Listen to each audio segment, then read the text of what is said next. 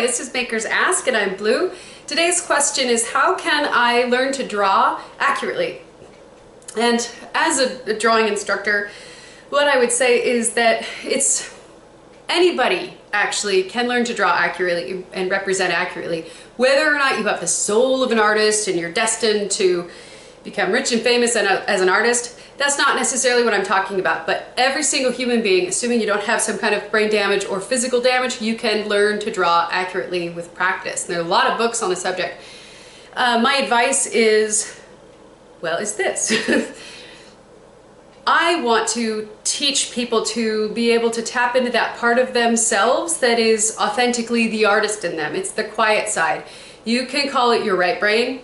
You can call it right brain versus left brain. Or you could say it's soul versus ego, and your soul is the part that would be your artist, not the ego. You could say it's intuitive and don't overthink it. There's lots of different ways to sort of express the same thing, but it's mostly that really quiet part of you that maybe when you're running or when you are doing anything else that gets you into the zone of that's your artist. And then it doesn't mean that the minute you drop into that side, it doesn't mean, and now I'm fabulous. It's a muscle like any other. And when I'm instructing drawing, what I like to teach is, here's the map, and then go be intuitive. If I tell you, hey, you know what, I live in such and such a town and my house is white, just drive around till you find it, you know? You'll get there.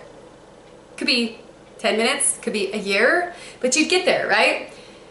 It's so much easier to be, quote, intuitive if I drive you there the first time.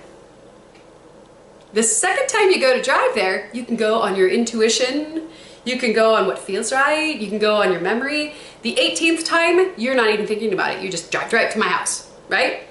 I think drawing is like that. Once I teach you to access that part of your brain, to teach you what to look for in something, teach you how to see. You might hear a lot of art instructors say that. I teach you how to see. You have to learn how to see, because your left brain inserts stuff in there. You know, like your eyes are obviously at the top of your head, because when I feel where my eyes are, I can only see this high, and therefore there must be nothing above it. Right? So you'll see kindergartners draw the big, big eyes. That's the other thing. I can see from here all the way over to here. So clearly my eye is this big.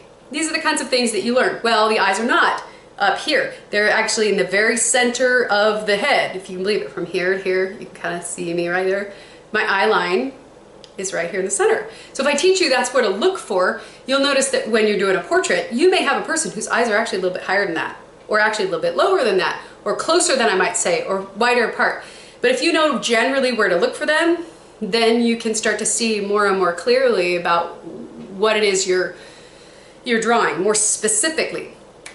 Okay, the next part of this video is I'm going to do a drawing, and I'll show you. So, I like skulls. They're fun. This is my skull. I photographed this, and what I'm going to do is do a drawing, and I'll speed it up. And what I want you to see is that to do a face, even a skull, I would grid it off and I would do all these things. But a lot of that is now happening in my head because I've done it so much. And then it starts to look very intuitive, very feeling, very wild. But I want you to know that that isn't what happens on day one. That's what happens after a lifetime of pursuing something. So yes, drawing is intuitive, and yes, your artist is on the right side. And please don't be upset if you're not like fabuloso right out of the gate. It takes some time to develop these things. So this will be fun. I'm gonna speed this up a lot so you'll think I'm really a fast drawer. But anyway, okay, see you in a minute.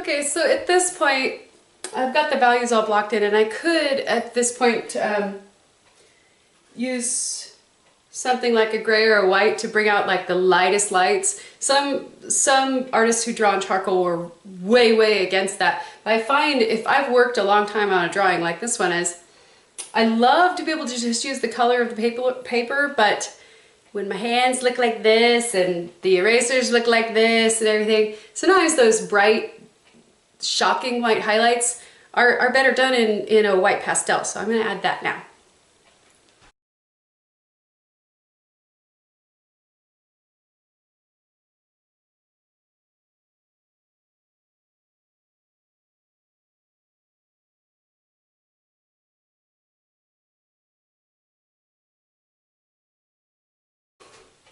This is what happens when people set me loose with color. I often can't keep from doing lots of color.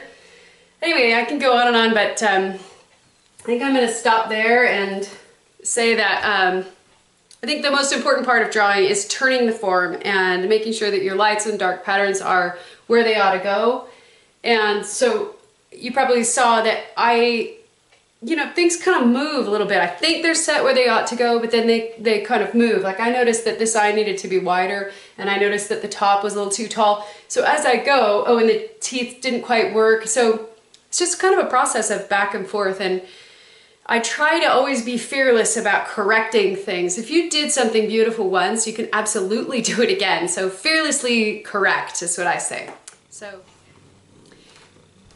So I got away from this for a little while, and I decided I can't leave my hands off of it. So oh, Kitty. Okay, if the video goes squirrely, it's because Kitty has decided he wants a lot of attention. Really, sweetheart? You know how to get my attention, don't you? Anyway, so I wanted to work on this a little bit longer, so I hadn't intended to add color, but I do kind of... Seriously, behave! Wow, really? Okay, so I'm gonna go ahead and do a little bit more on this because feels like it needs it, and I'm very distracted because my lovey is causing trouble. Okay, so here goes nothing.